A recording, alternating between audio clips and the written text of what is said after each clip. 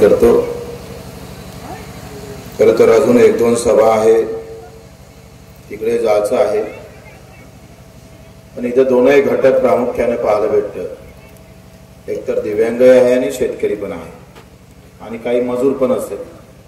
ज्याच्याकडे शेतीच नाही असे किती लोक आहे, हात वरती करा बरं। शेती नसणार आहे, तुमच्याकडे शेतीच नाही आहे, मजूर आहे, ओके धन्यवाद।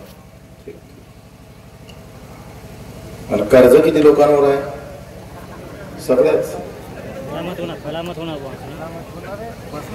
बगर कर्जाचं जगू शकत नाही।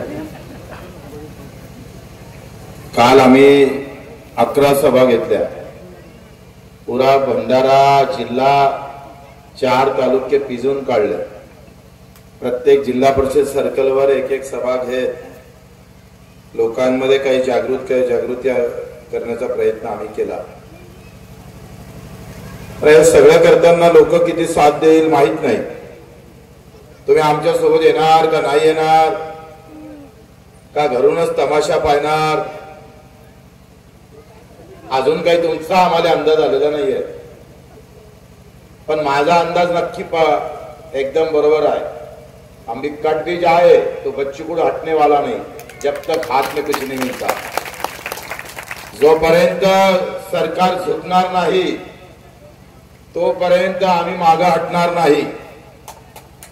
ज्या देवाभाऊना निवडणुकीच्या काळामध्ये 7-12 कोरा कोरा कोरा असं एक वेळा नाही 10 म्हणणारे देवेंद्र भाऊ, आता दुष्काळ पडल्याशिवाय आम्ही तो कोरा करू शकत नाही असं जे म्हणण्याची जी काही भाषा बोलता आहे, त्या भाषेला व्यवस्थित उत्तर दिल्याशिवाय आम्ही राहणार नाही। एकतर तुम्ही शब्द द्यायला नाही पाहिजे होता।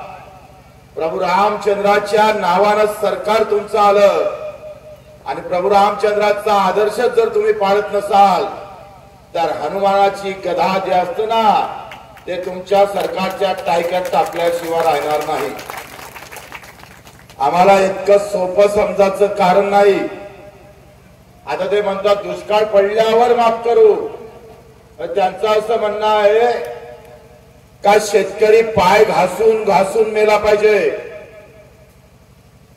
जो रक्तबांबळ झाला पाहिजे, आणि तो आम्हाला असा रक्तबांबळ जाताना दिसला मग जमलंच तर कर्जमाफी करू। मग निवडणुकीच्या अगोदर बोलत होते ते का तुमचा भूत बोलत होते का? ते तुमचा डुप्लिकेट झेरॉक्स कॉपी होती? निवडणुकीत असं सांगायला पाहिजे होतं। मत घेताना सरळ सरळ बोलले आणि आता कर्ज देताना उलटे उलटे बोलतोय देवेंद्रजी। आणि मग अशा प्रकारचे आम्ही तुम्हाला कर्जमाफीचा कुठल्याही प्रकारची आमची मागणी नव्हती। हमी भाव जर दिला असता तर आम्हीच तुमचं कर्ज पार केलं असतं, फेडलं असतं। एवढं शेतकऱ्याच्या मनगटात धम्मक आहे, विसरू नका भाजपवाले। आमच्यात तेवढी ताकद आहे। तुम्ही कितीने मारलाय? एका धान उत्पादक शेतकऱ्याला मारताय कसे तुम्ही? त्याचे लचके कसे तोडता? जसा एखादा वाघ आम्ही पाहतोय एका जनावराचे जसे लचके तोडतं, तसा हे सरकार आमच्या शेतकऱ्याचे लचके तोडतंय। लाज वाटू द्या साल्यांनो, थोडी तरी लाज वाटू द्या। तुम्ही जर खरे राम भक्त असाल, छत्रपतीला मानणारे असाल तर थोडी जरी लाज वाटली पाहिजे। बोलायचं काही अलग आणि करायचं काही वेगळं असेल। माझा शेतकरी घाम गाळून पीक पिकवतोय, सगळं रात्रीचा दिवस करायचा, दिवसाची रात्र करायची। आम्ही पायथ्या रक्ताचं पाणी करायचं, लागण तेवढे श्रम करायचं। अख्खी खानदान आम्ही त्या शेतात राबतोय आणि तुम्ही शब्द बदलवताय।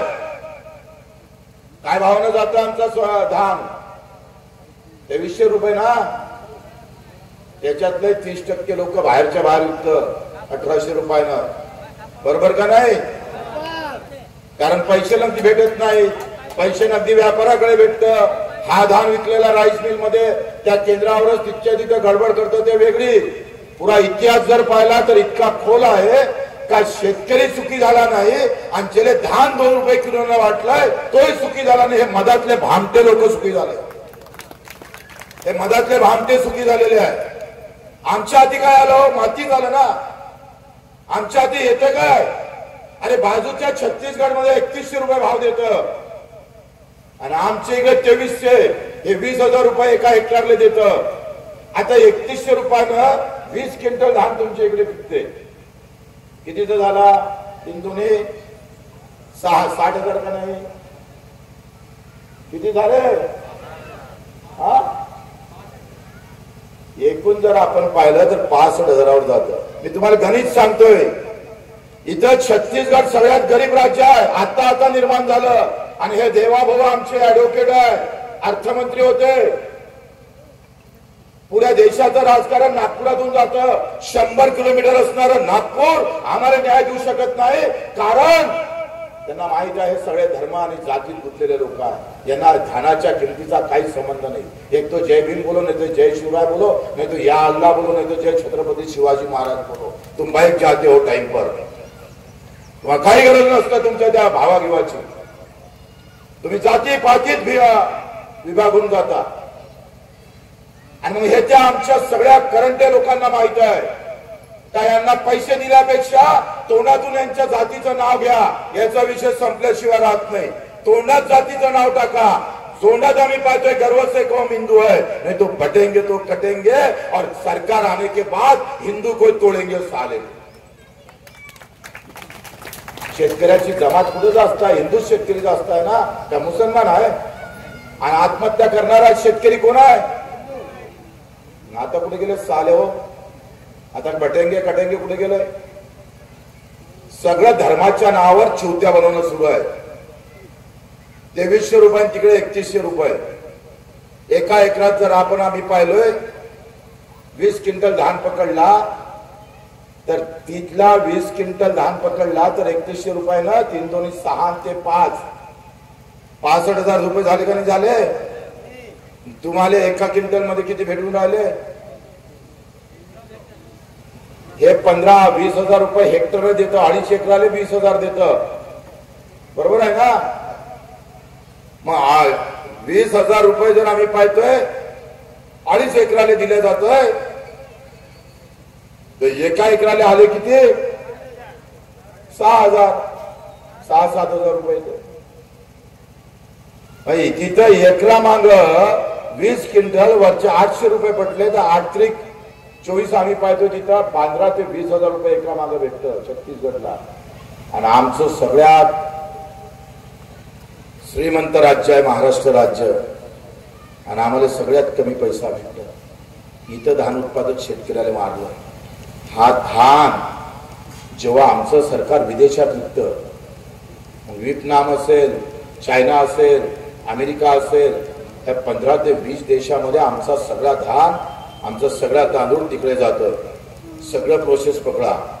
2300 रुपये शेतकऱ्याचे अलग काढा, 500-600 रुपये आम्ही पाहतोय वाहतूक खर्च वेगळा काढा. एवढा येत नाही, पण विदेशात नेपर्यंत 1000 रुपये पकडा एका क्विंटल माग. झाले 3300 आणि 3300 506 एका क्विंटल माग 500 रुपये प्रोसेसिंग पकडा. तसं तो 60 रुपयेच घेते मिलवाल्याकडून. मिलवाल्याला 60 रुपये देतं, 65 रुपये देतं. त्याच्या सगळ्या जर आपण किमती पाहिली ज्यातले 50% 60% जर ऋतू बाहेर काढले तर 2 ते 3 हजार रुपये नफा. 8,000 रुपये क्विंटलनं आमचा धान विकतं विदेशात. 8,000 रुपये क्विंटलला, 8,000 रुपये क्विंटल. तुमच्याजवळून घेतला 2300नं आणि सरकारनं विकला 8,000नं. मागच्या वर्षी धानाची निर्यात झाली 2 lakh quintal. 2 lakh quintal 2 lakh quintal जर धानाची निर्यात झाली असेल तर मग सरकारनं कमावले किती? आपण किमान आम्ही नफा जर पकडला तर 4,000 रुपये जरी पर क्विंटल मागे नफा पकडला तर 2 लाख गुन्हेला 4 म्हणजे 8 लाख कोटी रुपये कमावले सरकारनं, केंद्र सरकारनं. 8 लाख करोड. निर्यात शुल्क भेटले 8,000 कोटी. 2 लाख जेव्हा आम्ही एक्सपोर्ट करतोय तेव्हा आमच्या सरकारमध्ये जे केंद्र सरकारच्या तिजोरीत पैसे जमा झाले ते 8,000 कोटी. आणि तुम्हाला भेटले किती कोटी? दिवसांदिवस लुटत चालले आहे. भाई और बहनो, बस खतम हा गोष्ट. काही लेनदेन नाही, फक्त जबान चालवायची, बाकी मारून टाकायचं चाललंय. सगळ्या इकडे अशाच प्रकारची अवस्था आहे. अदानी सब 100 लोकांना मागच्या 10 वर्षात मोदीजीच्या काळामध्ये 12 लाख कोटी रुपये माफ झाले. 12 लाख करोड. आमची देशातली संख्या 70 कोटी रुपये आहे. 70 कोटी आहे. शेतकरी सगळ्यात जास्त संख्येनं आहे. देशामध्ये जर संख्या कोणाची जास्त असेल तर ते शेतकऱ्याची आहे. आणि लुटते कोणाला जास्त तर शेतकऱ्यालाच लुटतंय. मरते कोण जास्त तर शेतकरीच मरतय. बजावट टाली वाजवतात. हा वांदा आहे आमचा. कुठं आग लावा समजतच नाही. आग कुठं लावायची. आमची सगळी तरुण मंडळी जे काही शेतकरी शेतमजूर आहे, भावांनो मी तुम्हाला काही जाती धर्माचं सांगायला आलो नाही. ही हक्काची लढाई आहे. ये जातिभेद और धर्मभेद की लड़ाई नहीं, अर्थभेद की लड़ाई है. अर्थभेद. हमारे साथ भेदभाव जो होता है वो अर्थ के कारण होता है. अर्थ को लेकर होता है. आम्हाला आर्थिक दृष्ट्या आम्हाला मागास ठेवलं जात आहे. व्यवस्थित प्लॅनिंग आहे. तुम्ही जर पाहतोय राईस मिल वाला इथं श्रीमंत झाला. धान खरेदी केंद्र ज्याचे चालू आहे तो श्रीमंत झाला. एका अर्ध्या तासामध्ये 10 पोत्यावर प्रोसेसिंग होतं. 10 पोत्यावर प्रोसेसिंग होतं. पर पोत्या मागं 65 रुपये भेटत. आणि उरलेल्या ह्याच्याने मग त्याचं आम्ही कोंडा आसन अधिक काय 3-4 प्रकार निघतं. त्याच्यामध्ये जर आम्ही पाहिलं तर 400 रुपये कमावतोय. 400 रुपये. धान जातं 1 क्विंटल. वापस देतो 58-60 किलो. 40 किलोचा जो चुरा गिरा सगळा शिल्लक राहतं. आणि हे 65 रुपये पकडले तर राईस मिलच्या घरात जातो 300 रुपये. बदमाश की अल्लग.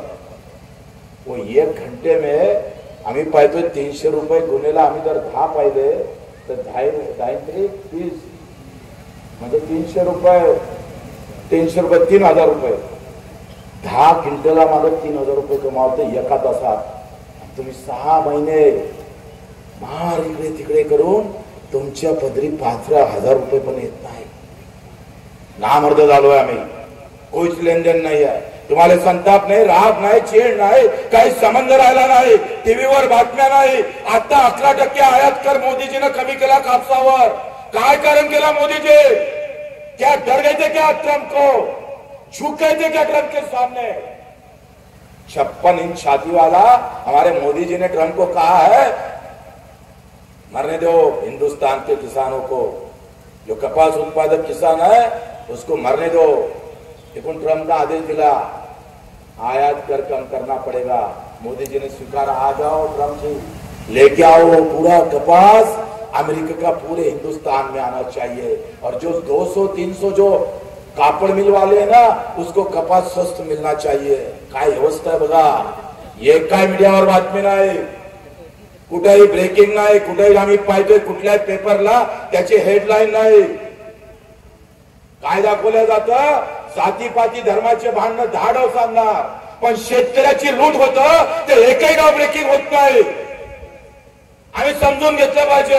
हे यांच्या हाती नाही. यांच्या अर्धे चॅनल आम्ही पाहतोय अदानी अंबानीच्या घरात गेले साल्यांच्या. तुमचे अर्धे मालक ते झाले. तुमच्या हाती राहिलं काय रे. तुमच्या हाती काय फक्त बोंबलणं राहिलेलं आहे. 11% आयात कर. सगळा अमेरिकेतला कापूस गाठी आमच्या हिंदुस्थानातून पडणार. एक बातमी नाही. 6.5 लाख शेतकरी मरण पावला. 6.5 लाख. एवढा दंगलीतही मेला नाही आणि त्या सीमेवर पण मेला नाही. भारताच्या युद्धामध्ये जेवढे स्वातंत्र्याच्या युद्धामध्ये मेले नसतात त्याच्यापेक्षा स्वातंत्र्य झाल्यानंतर मेले. पाय घासू मेले पण परवा नाही कोणाला. तो सचिन जाधव आम्ही तो परभणीचा त्याच्या घरी जेव्हा आम्ही गेलोय ते सोयाबीन 3400 रुपयात विकावं लागले. 3400 रुपये. 5000 रुपये आम्ही पाहतोय आमच्या सोयाबीनचे भाव जाहीर झाले होते. खरेदी केंद्रावर 5000 रुपयाने घ्यायला पाहिजे होते पण पैसा भेटत नाही. एक वर्ष त्यानं व्यापाऱ्याला विकले आणि व्यापाऱ्यानं अर्धे पैसे दिले नाही. तो तक्रार करायला गेला. व्यापाऱ्यानं फोन केला. ठाणेदार त्याच्या बाजूने उभा राहिला पैसों के साथ. या पैसा और सत्ते का खेल है. तुम्हारा कहीं गेम नहीं लग सकता. येता चीड मनात आली. संताप होता. पॉयझनची बॉटल घेतली. सचिन जाधव आत्महत्या करून रस्त्यात गेला. त्याची बायको 7 महिन्याची गर्भवती होती, 7 महिन्याची. तो टाळ्या वाजवायचा विषय नाही, आराम नालाय का मला थोबाडते. 7 महिन्याची गर्भवती होती. 7 महिन्याच्या गर्भवतीनं आमच्या बहिणीनं आत्महत्या केली. पोटात 7 महिन्याचं बाळ होतं. मी गावात भेटायला गेलो, कुठं नाही, काहीच नाही. तो सचिन जाधव जर जातीच्या नावाने मेला असताना हिरवा भगवा निळा झेंडा घेऊन मग गाव पेटले असते. पण शेतकऱ्याची अवकात काय, त्याची इज्जत इब्रत सन्मान सगळा गेला. म्हणाले पीएम सन्मान निधी आहे, पण सालेव लुटता इकडे आणि तिकडे निधी देता, लाज नाही वाटत. आमच्या धानाच्या भावाची शिफारस केली 4500ची, राज्य सरकारनं शिफारस केली. कृषी मूल्य आयोगानं सांगितलं का धानाले जर 15% नफा पाहिजे असेल तर 4500 रुपये भावानं घेतला पाहिजे धान. 4500 रुपये भावानं. मी म्हणत नाही, राज्य सरकारचं कृषी मूल्य आयोग म्हणतं. त्याने शिफारस केली केंद्र सरकारले आणि मोदीजीने जाहीर केले भाव 2300 रुपये. 2200 रुपयानं का चुना लावला तुम्हाला. कुठेही त्याचा विरोध नाही, त्याचं बोर्ड नाही. उलट आमदार खासदार आला का वाजवा ढोल, करा सत्कार. 20 लाखाचा रस्ता दिला तो चुकून जातो आम्ही. पण एका गावात 1000 एकर जर जमीन असेल आणि 2 आम्ही पाहतो 2300-2200 रुपयाचा फरक एका क्विंटल मागायचं असेल तर एका एकरामध्ये 30,000 रुपयाचं नुकसान झालं एका शेतकऱ्याचं. 1000 एकर मध्ये 30,000 पकडले तर आमचं नुकसान 10 कोटीच्या वर आहे. एका गावातलं 10 कोटीचं नुकसान करून त्या आमदाराची जर आम्ही बँड बाजा वाजून स्वागत करत असत तर आमच्यासारखे मूर्ख आहे का कोणी. अजूनही धान उत्पादक शेतकऱ्याचे पैसे भेटले नाही, तेच बोंबलत होते. कलेक्टरचा पगार थांबला, आमदाराचा पगार थांबला, चपराशाचा पगार थांबला. या देशामध्ये अपंगाचा पगार थांबते, श्रावणबाळ वालेचा पगार थांबतं, 4-4 महिने भेटत नाही. पण कलेक्टरचा पगार 5 तारखेच्या झाल्याशिवाय राहत नाही. याले म्हणते रयतेच राज्य, राम राज्य. हे रावणाची औलाद आहे साली. हे कायचे राम. अरे मंदिर बांधल्यानं राम भक्त होतं का रे. त्या अमरावती जिल्ह्यातला राम ठाकरे नावाच्या माणसानं आत्महत्या केली. तुम्ही मंदिर बांधू शकले रामाचं, पण रामाची आत्महत्या थांबवू शकले नाही. असे करंटे आहे तुम्ही साले हो. आणि जिथपर्यंत हा विषय आम्ही आता दिव्यांगाचा आम्ही लढतोय. 600 रुपये महिना होता, 1000 केला, 1000चे 1500 केले, 350 गुन्हे दाखल आहे बच्चू कडूवर. 350. जगाच्या व्यासपीठेवर सार्वजनिक दृष्ट्या एवढे गुन्हे दाखल असणारा मला एक आमदार दाखवा, एक कार्यकर्ता दाखवा. ते मुंबईतून बोंबलून पेटवणारे भरपूर आहे. बच्चू कडू खुद चलता है, बाद में लोग आते हैं, हम पहले चलते हैं. 350 गुन्हे आहे. 8 गुन्ह्यामध्ये 4 ते 5 वर्षाची सजा झाली आहे. आम्ही परवा केली नाही, सातत्यानं लढत राहिलो. 600 रुपये महिना होता. आम्ही आंदोलन सुरू केलं, संघटना बांधली तेव्हा. या दिव्यांगाचे 600 चे 1000, 1500, 8 लक्ष निधी केल्या सभागृहामध्ये. 5% निधी जो भेटते इथल्या नगरपालिकेनं दिला नाही त्या गोंदियाच्या. त्याला हे सोमवारी बोलावलं, नाही दिलं तर चालेल तिथं तुडवू आपण त्याला. असा कसा अपंगाचा निधी थांबवते तर एक गुन्हा इथं करून जाऊ. जर सामान्य माणसाच्या आडवं कोणी येत असेल तर बच्चू कडू त्याच्या आडवा आल्याशिवाय राहणार नाही. काही झालं तरी बेहत्तर. आमचा जन्मच त्याच्यासाठी झाला. माझ्या मायनं सांगितलं फक्त 350 आहे, 1000 झाले पाहिजे. आम्हाला परवानगी आहे त्याची. आणि नाहीतरी अर्धा आयुष्य जेलातच काढायचं आहे. 60-70 नंतर मी जेलातच आहे. हल्ली मुक्काम पोस्ट अमरावती जेल. हे काही गुन्हा स्वतःसाठी नाही आहे. आता 1500चं 7 दिवस अन्नत्याग केलं, पाण्यावर राहिलोय, 150-200 किलोमीटर पायी चाललो. तेव्हा सरकार नमलं. आधी 1000 रुपये 6000 मागितले. बाजूचा देश आम्ही पाहतो, राज्य आहे आंध्रा, तिथे 4000 भेटतं, तामिळनाडूला 5000 भेटतं. आणि हे पुढारलेलं सरकार ज्याला दोन पाय नाही, हात नाही, डोळे नाही, त्याच्यासाठी आंदोलन करावं लागतं. अरे एवढे नालायक आहे तुम्ही. आंदोलन केल्याशिवाय तुम्ही पगारही वाढवू शकत नाही. आम्ही 6,000 मागितले ना, 1,000 रुपये वाढवले. आता माझ्या दिव्यांगाला 2,500 रुपये भेटणार. आणि ही खरं तर पैशाची लढाई आहे, अर्थाची लढाई आहे. आम्ही ही लढाई जिंकलो. बजेट मधला जो पैसा श्रीमंताच्या घरी जात होता तो माझ्या दिव्यांगाच्या घरी आणला. ते गावातल्या घरकुलले 1,200 रुपये भेटायचे. मी सभागृहात बोललो, अन्नत्याग आंदोलन केलं सभागृहात. आम्ही पहिला आमदार असं बोलणारा. अरे शहरातल्या लोकांना 2.5 लाखाचं घर देता आणि गावातल्या लोकांना 1.25 लाख. हे का पाकिस्तानचे होय? हा नवीन भेद तयार झालेला आहे. शहरवाल्यावर गाववाले, अधिकारी कर्मचारी आणि मजूर आणि शेतकरी असा 2 भेद आहे. ह्या जो जातीचा रंग दाखवला ना, हा मतदानासाठी आहे. खरा रंग तर हा आहे. एक तरफ कर्मचारी और अधिकारी और दूसरी तरफ किसान और मजदूर है. दोनों में बहुत तफावत है. ही जी लढाई आहे ते ग्रामीण भागाची आहे. मग ग्रामीण भागातल्या माणसाला 1.25 लाखाचं घरकुल भेटायचं. पंतप्रधान आवास योजना नाव सारखंच, सरकार सारखंच. योजनेत मात्र शहरवाल्याला 2.5 लाख आणि गाववाल्याला 1.25 लाख. काय हरामखोरी आहे. छत्रपती असताना तर तलवारीनं कापला असता कोणताही मुख्यमंत्री असून. आम्ही बोंबलोय. आम्ही या सगळ्या संदर्भात आवाज उठवला. सभागृहात बोललोय. एकदा नाही 2दा बोललोय. अन्नत्याग आंदोलन केलं आणि आता 2 लाख रुपये वाढवले. आता शहरवाल्याला 2.5 लाख भेटत आणि गाववाल्याला 2 लाख रुपये भेटत. हे जे पैशाची लढाई आहे हे जिंकलो आम्ही भाऊ. आम्ही पैशाची लढाई खेळतोय, लढतोय. पैसा नाही तो इज्जत नाही. पैसा नाही तो एज्युकेशन नाही. पैसा नाही तो फिर उपचार भी नहीं. पैसा नहीं तो गाड़ी नहीं, घर नहीं, इज्जत नहीं, इबरत नाही. सगळी पैशाची लढाई आहे. तुमच्यावर मात जे करतं ना, निवडून येतं हे सगळे आमदार पैसेवाले आहेत. एखाद्या गरीबाचं पोरगं उभं राहिलं त्याला सरपंचासाठी निवडून दिलं असं होणार नाही. आता पैशाशिवाय जमत नाही. कलेक्टर व्हान तर पैसा पाहिजे, नोकरीवर लागान तर पैसा पाहिजे, आमदार व्हान तरी पैसा पाहिजे. तुमच्या हाती काही ठेवलं नाही.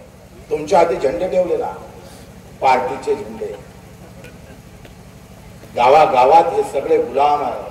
कोणी राष्ट्रवादीचा, कोणी शिवसेनेचा, कोणी प्रहारचा, कोणी भाजपचा, कोणी काँग्रेसचा. ते नदीतलं पाणी आलं का पहिले धर्माच्या नावानं बांध पडतं, दुसरा बांध जातीच्या नावानं पडतं आणि तिसरा बांध हे पार्टीवाले पाडतं. तुमच्या हाती काय भेटतं रे? तुमच्या हाती भेटतं काय? तुम्ही असेच राह पडले. तुम्हाला जातीच्या नावानं जेवढे पेटता ना तुम्ही, तेव्हा हक्काच्या लढाईसाठी पेटत नाही, म्हणून मन दुखते. आम्ही हे द्वेषातून नाही बोलत. ही व्यवस्था आहे. आजही पाहतोय गरीबाचं पोरग ज्या शाळेत शिकतं ती शाळा पहा, जिल्हा परिषद.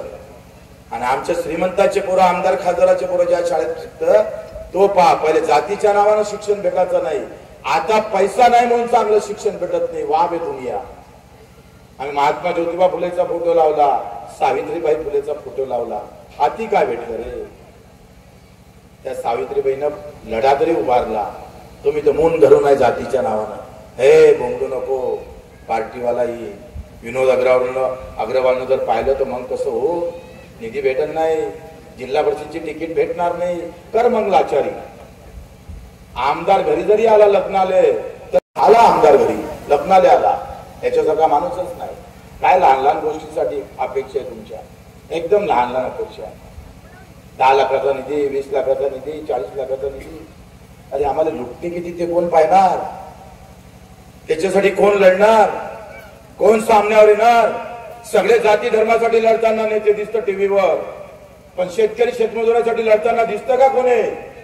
आणि लढतं तर दाखवतं का कोणाला? काही संबंध नाही.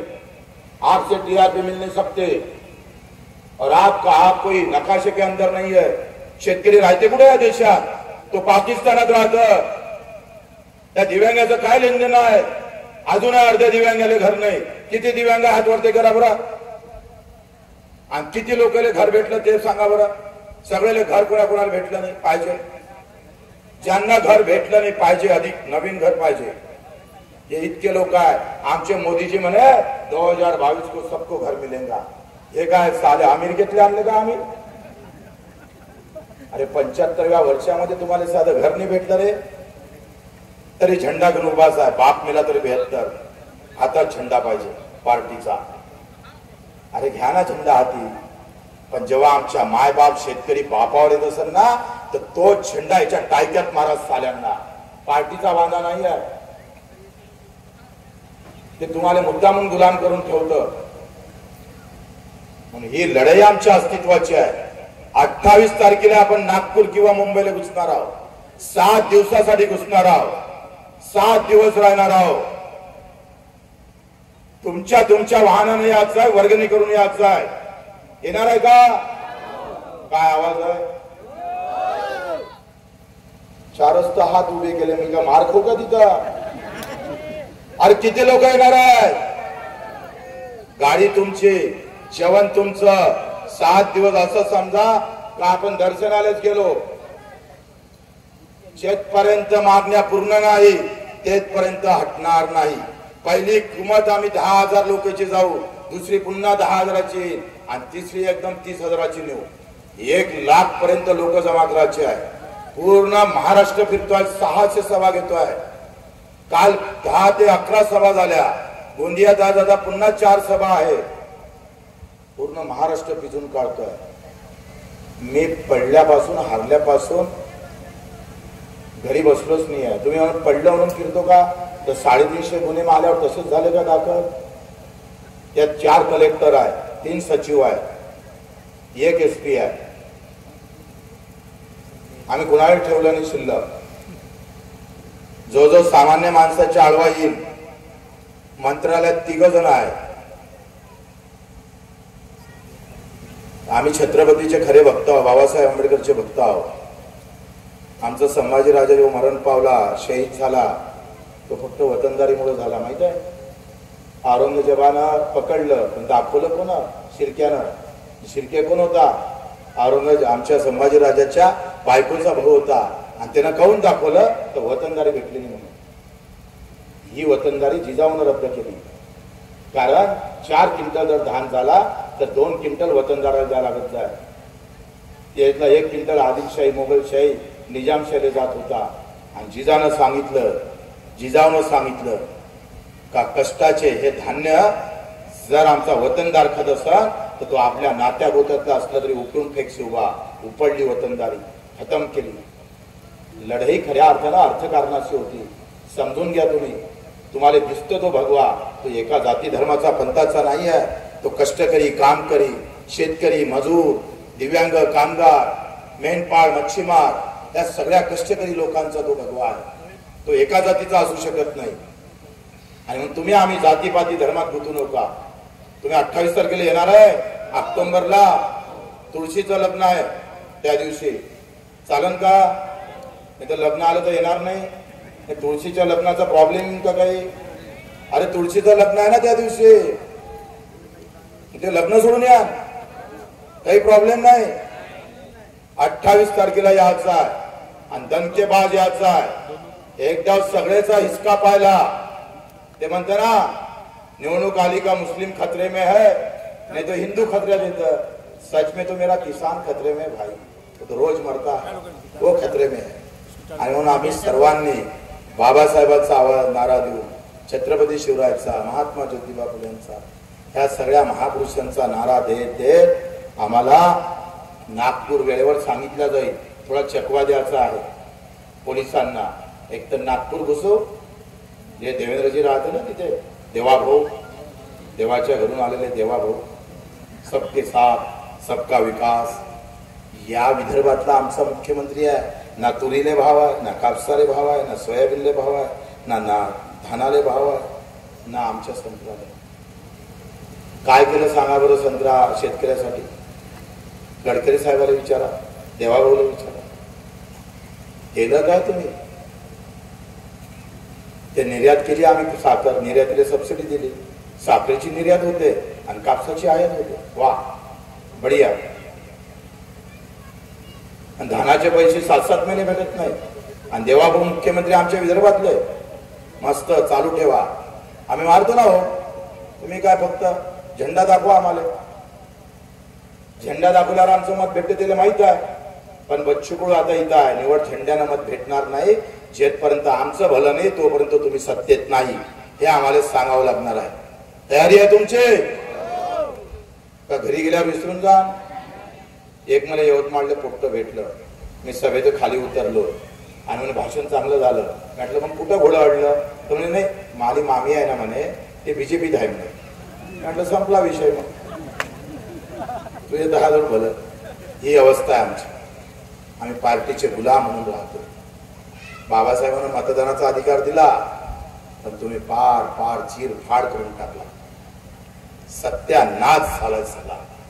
म्हणून आपल्या सर्वांना पुन्हा विनंती करतो, एकदा जोरानं नारा द्या. बोल भारत माता की जय, जय जवान, जय किसान.